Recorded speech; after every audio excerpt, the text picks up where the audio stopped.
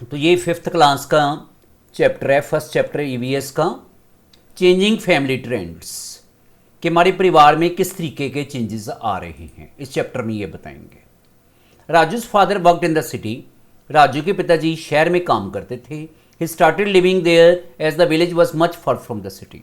उन्होंने वहीं पे रहना शुरू कर दिया, शहर में ही अपने परिवार के साथ, क्योंकि उनका गांव परिवार से शहर से बहुत दूर था। फार, फार का मतलब दूर। He often came to the village along with his family. वे प्राय, अक्सर, ऑफन का मतलब प्राय या अक्सर, अपने परिवार के साथ गांव में आते थे। Raju at summer vacation. Raju को गर्मियों की छुट्टियां थी। So this year the whole family had come to the village for some days. इसलिए इस साल सारा परिवार, ठीक है, कुछ दिन के लिए गांव आया था। होल फैमिली का मतलब सारा परिवार। Had come to the village मैंने गांव आया था, फॉर सम डेज मैंने कुछ दिनों के लिए। Today Raju has gone to play with. आज राजू खेलने गया था विद द विलेज बॉयज, गांव के लड़कों के साथ, सिंस मॉर्निंग, सुबह से ही गांव के लड़कों के साथ खेलने गया।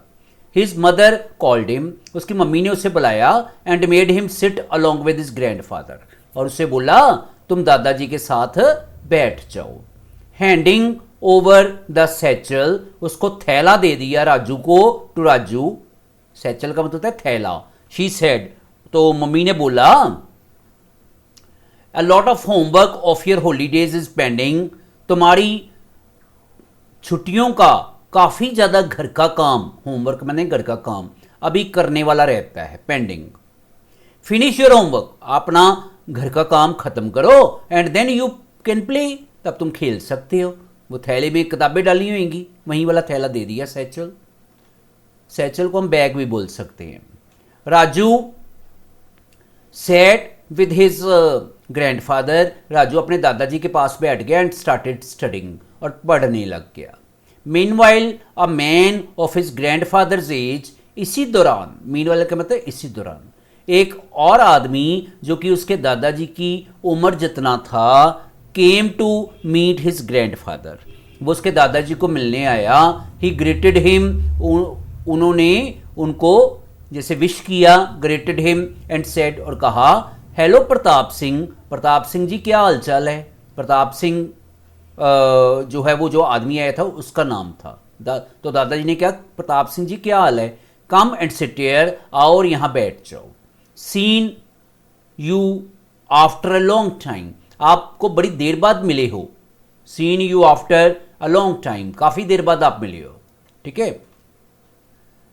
तो अगर हम किसी को कहते हैं ना, किसी को मिलते हैं, हम कहते हैं कि आपको बड़ी देर से देखा नहीं है, तो हम बोलते हैं I haven't seen you since long.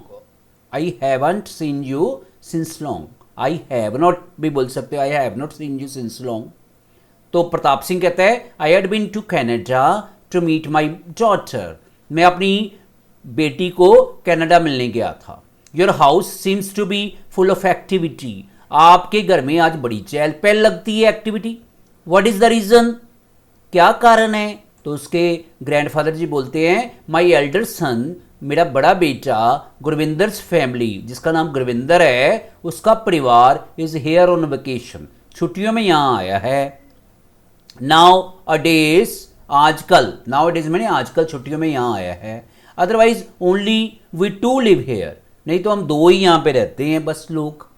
Pratap Singh कहता है नाउ डेज, आजकल, it is the same everywhere, सभी जगह एक जैसा ही बात हो गई है। As you know our family was also very big. आपको पता ही है कि हमारा परिवार बहुत बड़ा था। The courtyard remained full. जो बरामदा था वो हमेशा भरा ही रहता था, remained full. Even after the marriage of all three brothers. तीनों भाइयों की मैरिज के बाद भी we lived jointly with our uncle. हम अपने चाचा जी के साथ मिलजुल कर रहते थे। बट नाउ डेज, लेकिन आजकल, everyone prefers to live separately. हर कोई अलग रहना चाहता है। प्रेफर्स का मतलब चाहता है, सेपरेटली का मतलब अलग अलग।